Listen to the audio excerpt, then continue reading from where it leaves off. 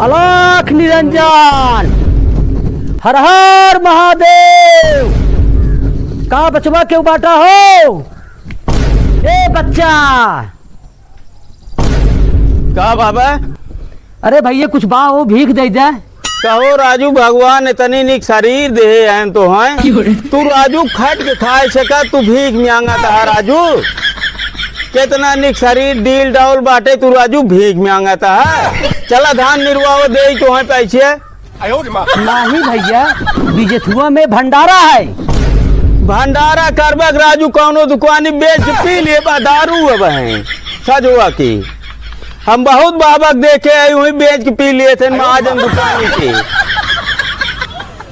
जानता है का करी जाए तब? नहीं अब आई यहाँ बाबक नाव पे देव।